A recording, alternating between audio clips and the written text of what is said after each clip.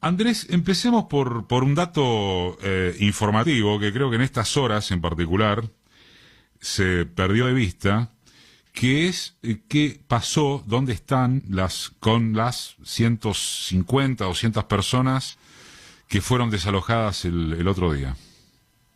Bueno, es importante aclarar primero que 732 familias acordaron la desocupación voluntaria del predio a lo largo de estos 40 días que yo estuve instalado aquí en el lugar, más de 40 días, y después también destacar que en realidad la mayoría de las personas no estaban en una situación de calle, no es que vivían permanentemente en la toma, sino que padecen circunstancias de hacinamiento en su vivienda de origen, porque son muchas familias que se agrandaron, es decir, personas jóvenes con hijos que siguen viviendo en la casa de los padres, y son varios grupos familiares en un mismo lugar, que además tampoco reúne las condiciones adecuadas para vivir allí, y también muchos problemas de alquiler. En función de eso, lo que nosotros fuimos haciendo fue asistir a todas esas familias con mejoras habitacionales o ampliaciones habitacionales en un proceso de transición y una asistencia para que quienes deben pagar alquiler,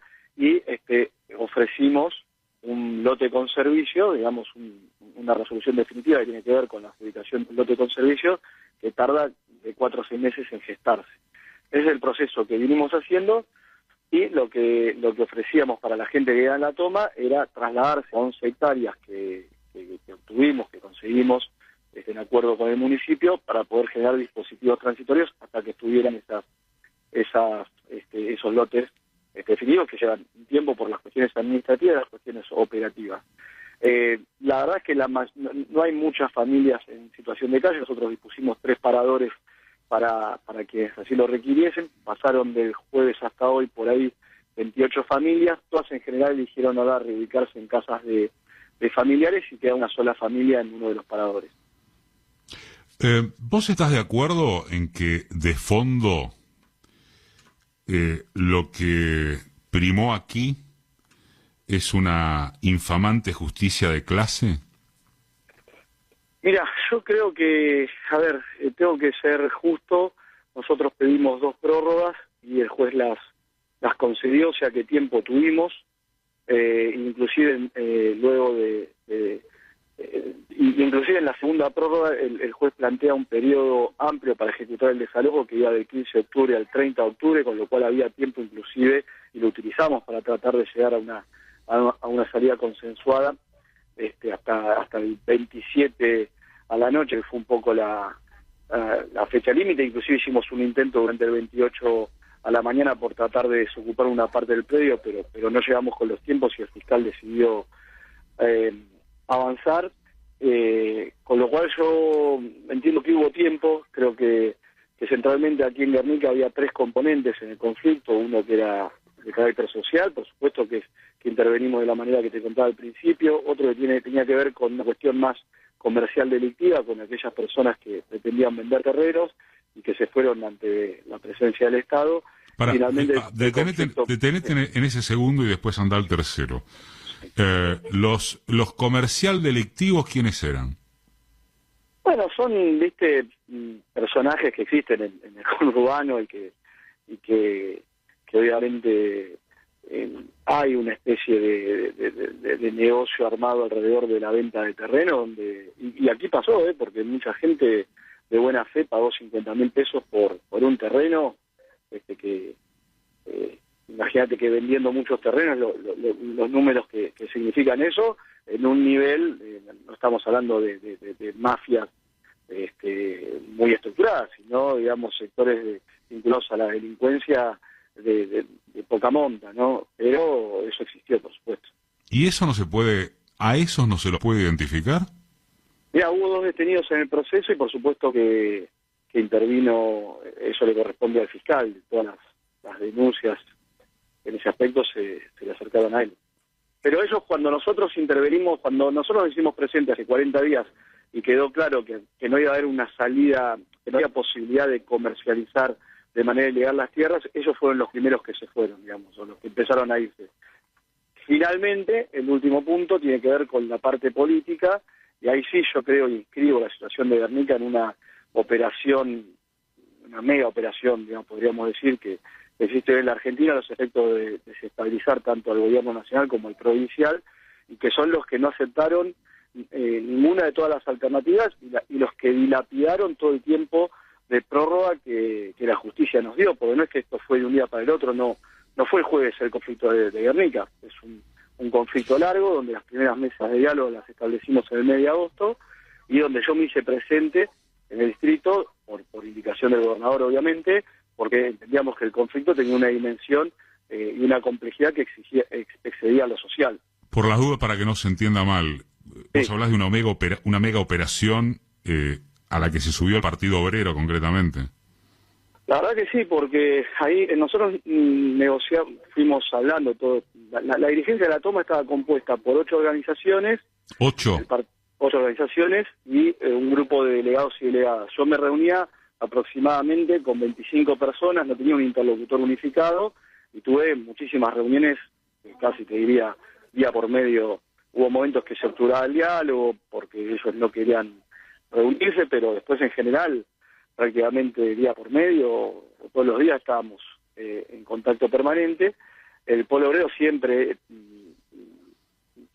se opuso, o siempre corrió el arco, por decirlo coloquialmente, ante cualquier posibilidad de acuerdo. Cada vez que llegamos a una instancia de acuerdo, incluía algún tipo de demanda más descabellada, e inclusive... Pero ¿a qué le llamamos demanda más, para ser también más concretos? Sí.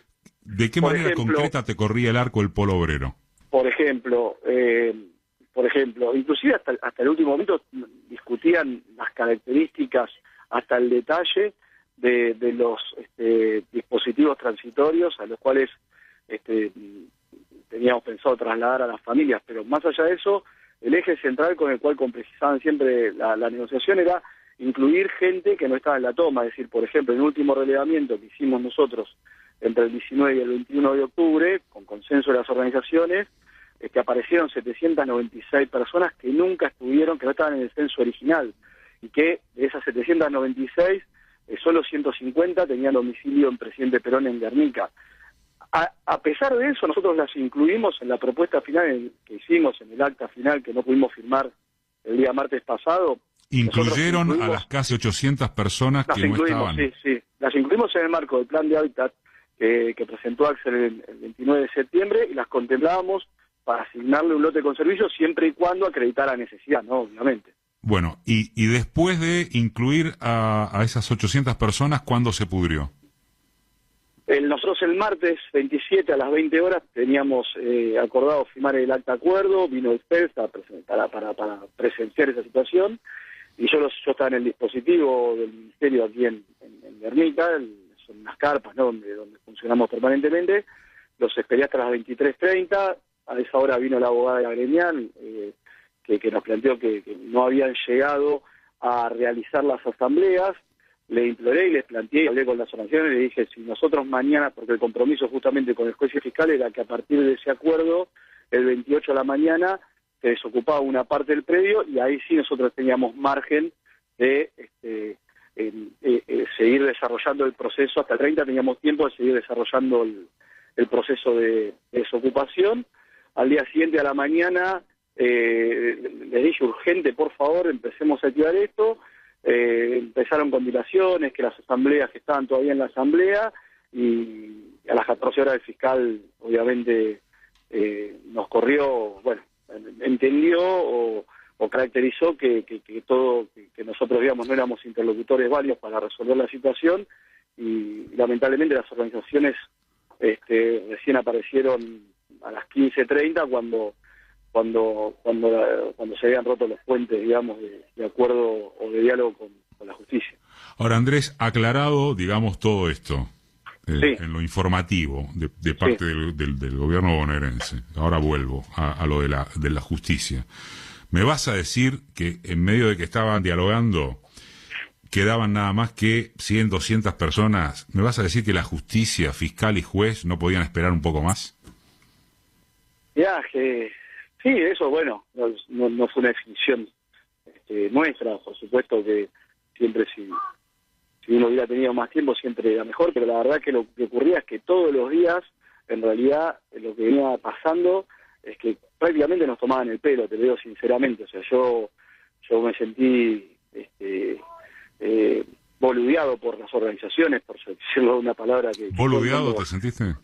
Y sí, porque la verdad que estando aquí 40 días presente, a disposición, resolviendo todas las peticiones, y siempre había una excusa para postergar un día más, y te repito, o sea, imploré encarecidamente que mostremos voluntad de resolver con hechos concretos la situación, y ellos, digo, creo que una parte con mala fe del polo obrero, porque buscaban este final, y otro sector creo yo por tomar las cosas a la ligera, por menos experiencia o mayor liviandad.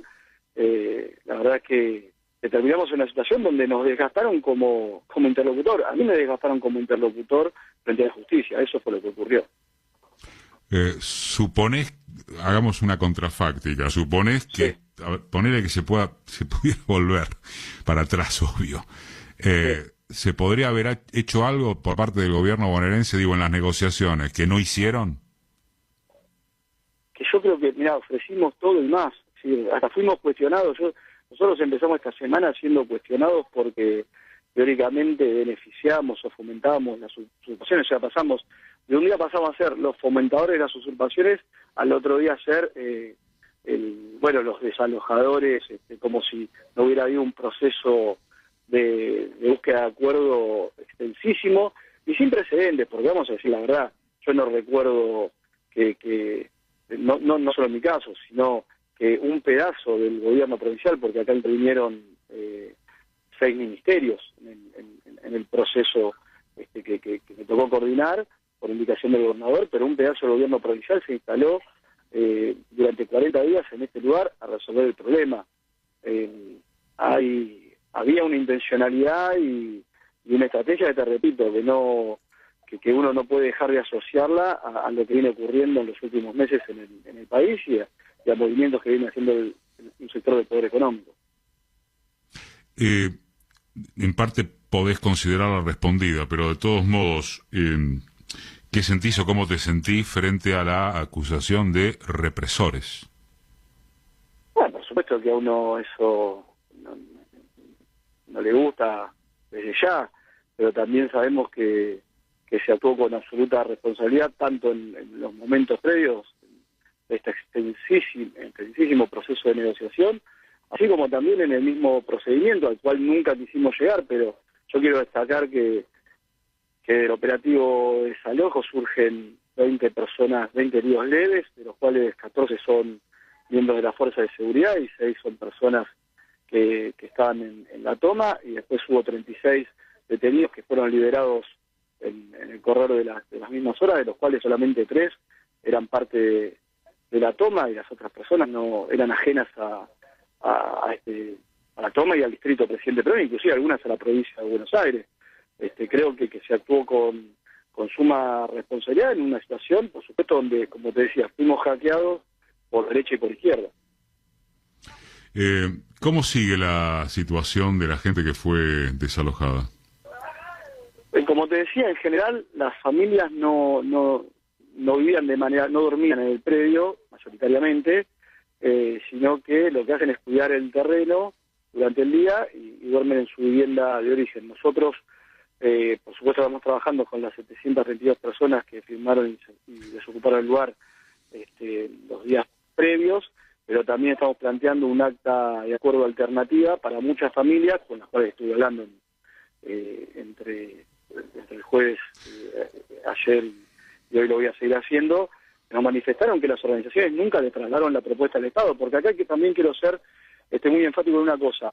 No nos permitieron entrar al predio a trabajar, salvo cuando fue el censo el 18 y el 19 de septiembre y el relevamiento entre el 19 y el 21 de octubre. Yo el 25 de octubre el 25 de septiembre pusimos una oficina móvil del Ministerio en las adyacencias de la toma, en el límite de la toma, y vinieron a prenderla a fuego. Al día siguiente fui para justamente poder moderar esa situación de tensión y vinieron 50 personas a patotearme directamente. A pesar de todo eso, seguimos buscando el diálogo, porque entendemos que es la forma el mecanismo, pero hubo una intencionalidad de que el Estado no tenga contacto con las familias que tenían necesidad. ¿Por qué? Porque de fondo había un objetivo claramente político, y no tengo ninguna duda de eso, y por supuesto tengo toda la tranquilidad de... prefería otro desenlace, pero creo que hicimos todo lo posible para que no fuera así. Esta es una pregunta / opinión, cosa que en una entrevista no en general no debe hacerse, pero todo este proceso, ¿no debieron irlo comunicando? Es que yo creo que lo fuimos comunicando, pero obviamente hay una forma, digamos, hay un problema de comunicación en la Argentina, eso es evidente. Que involucra al gobierno. ¿Cómo? Que involucra al gobierno. Bueno, podría ser, es un problema complejo desde ya, y la conformación de la agenda en la Argentina sabemos que no sigue las prioridades que decía el gobierno, sino que tiene que ver con otros factores que muchas veces tienen mayor capacidad de definir que el propio Estado en ese sentido. Así que sí, por supuesto que estamos frente a un problema muy muy serio, que tenemos que poder resolver, porque bueno, si no surgen o se generan este tipo de situaciones donde prima la confusión y no la realidad. Andrés, una última. Sí. Al margen de lo puntual de cómo siguen, cómo viven, cómo se, comillas, acomoda la gente desalojada, en el terreno más estructural, porque hay otras situaciones en los hornos y demás, ¿qué es lo que está haciendo el Ministerio? Primero también aclarar que nosotros en Presidente Perón ya estamos generando 3.000 lotes con servicios, que van a alcanzar no solo a la gente que firmó el acta, a la gente que por ahí quedó en la toma, sino también a mucha más gente de este propio del distrito, porque la oferta que nosotros hacemos a través del Plan Integral de ALCAT es muy importante, y excedía inclusive la propia demanda de la toma. Más allá de eso, por supuesto que el Ministerio tiene un abordaje integral de la problemática social. Nosotros sectoralmente tenemos, entre otras responsabilidades, por supuesto, la asistencia alimentaria en el marco del servicio alimentario escolar de 1.872.000 niños y niñas de la provincia de Buenos Aires que reciben el equivalente al desayuno y al almuerzo, que hoy no se puede dar en las escuelas, pero que sí les llegan en forma de una bolsa, de un bolsón con mercadería. Después tenemos un esquema de asistencia a los municipios y a las organizaciones que en materia alimentaria también que así lo requieren, y por supuesto todo otro conjunto de instrumentos y mecanismos que encaran una situación compleja que vive la provincia de Buenos Aires, sobre todo el conurbano, y que requiere múltiples enfoques de intervención por parte nuestra, ¿no? Ahora sí, la última, discúlpame. Sí. ¿Qué información hay o qué información tenés en torno de el reintegro de ese campo pelado a sus propietarios, muy flojos de papeles, la empresa Bellaco, ¿no? O sea, se les reintegra, ¿y qué van a hacer ahí? Bueno, el predio que estaba tomado, Sí. solo una parte lateral, que era digamos, no era muy numerosa en términos de lo que era la mayoría de la toma, es la que pertenece a Bellaco. Después hay otros 3 tipos de tenencias. El predio tenía 4 tipos de tenencias, Sí. que fueron validadas por la justicia en 2 instancias, tanto por el juez como por la Cámara. Por eso ni los propios abogados de la toma discutían digamos, el aspecto de la propiedad, ¿no?, del terreno. Inclusive se presentó un recurso a casación que fue rechazado, y eso agotaba todas las instancias en el plano judicial. Por supuesto que tanto con Bellaco como con todos los, no solo en Presidente Perón, sino en toda la provincia, a través del plan de hábitat, justamente uno de los puntos tiene que ver con que los barrios cerrados, por supuesto, deben hacer un aporte de tierras, tanto para lo que puede ser infraestructura general pública, general del distrito, como lo que tiene que ser la vivienda social. Por eso, te repito que la oferta que nosotros estábamos haciendo aquí en Presidente Perón, y que tiene que ver con la generación de de 3.000 lotes, es algo, me parece, por lo menos de lo que yo recuerdo, no había precedentes, y a pesar de eso me parece que hubo algunas organizaciones que eligieron el camino de la confrontación. Gracias, Andrés. Bueno, gracias a ustedes, a disposición. Gracias, viejo. Andrés Larroque, el ministro de Desarrollo de la Comunidad de la Provincia de Buenos Aires.